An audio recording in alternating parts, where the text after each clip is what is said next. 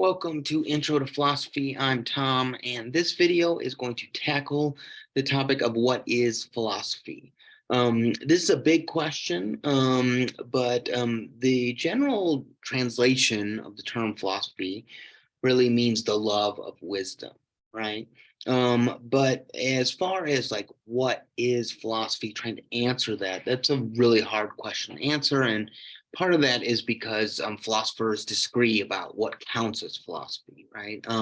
What is a genuine philosophical question versus what is a question that falls into another discipline, right? Is something that's up for debate. Some philosophers want to distinguish themselves from, say, the natural sciences or questions about literature or history or sociology or psychology and these kinds of things.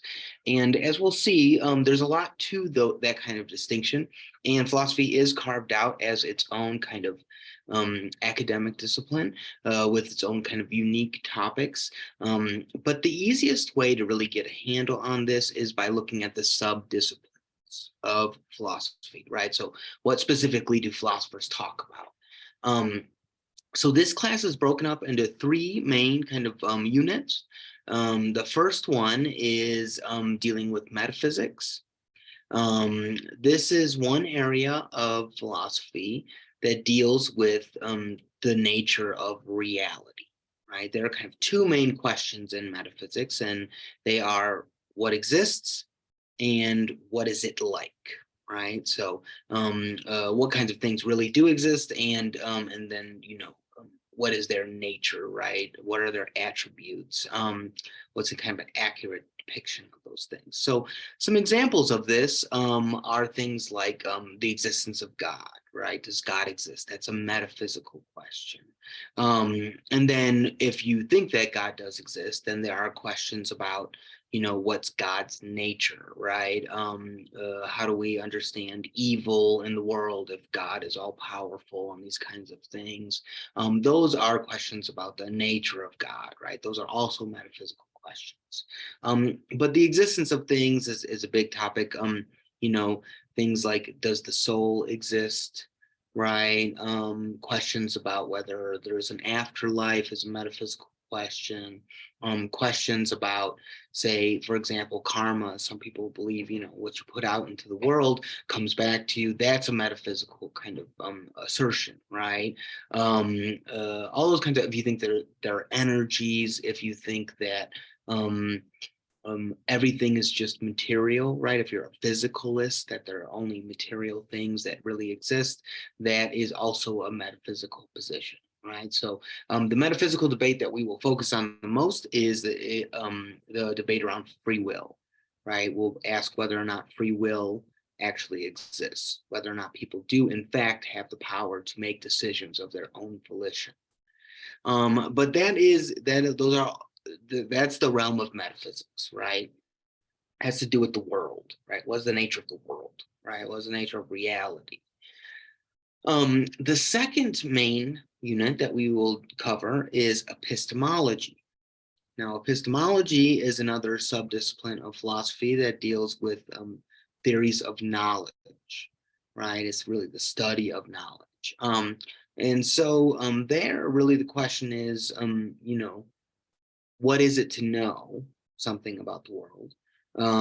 And what separates cases of genuine knowledge from cases in which you just have mere belief, right? And there are lots of different positions around this. There are lots of different kinds of knowledge or different versions, understandings of knowledge that philosophers debate over, right? Things like empirical knowledge or perception, right? Things like what philosophers will call a priori knowledge or mathematical knowledge, logical knowledge, conceptual knowledge. There are also, cases where you have like knowledge by testimony, right? You gain knowledge from reading things or talking to people and this kind of stuff.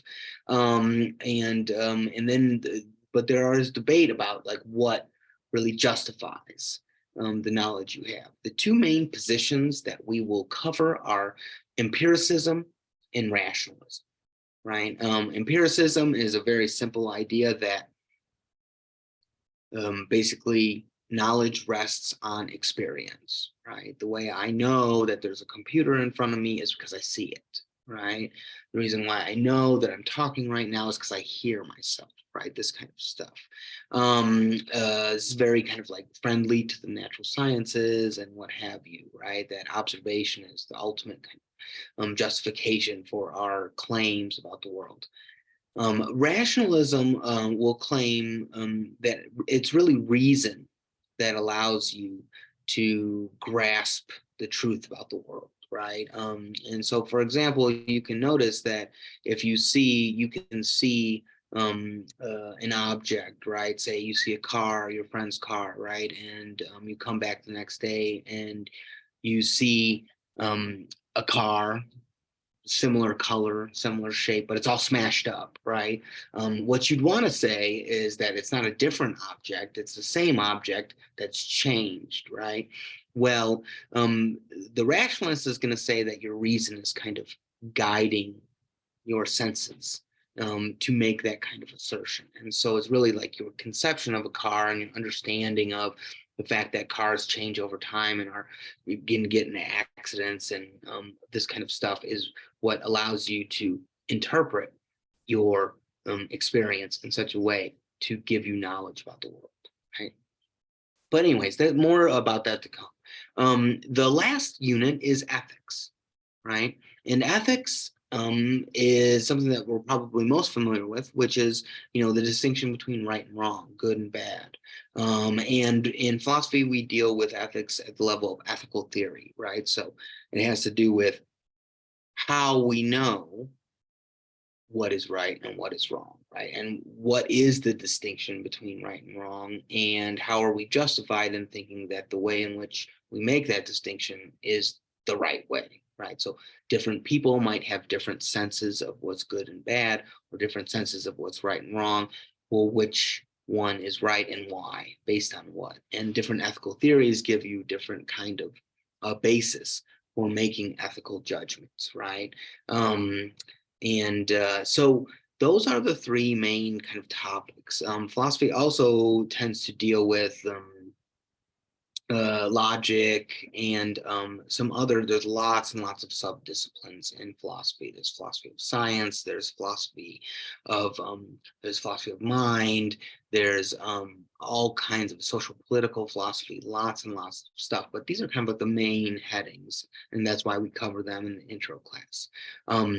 In addition to that, we will do a couple of papers by Plato to kind of start off by just thinking about, what is the use of critical reflection, right? What is the purpose? What is the aim? What are we trying to do in doing philosophy, right?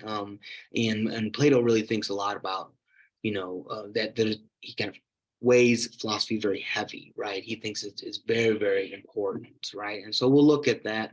But that's it for today, and we'll talk soon.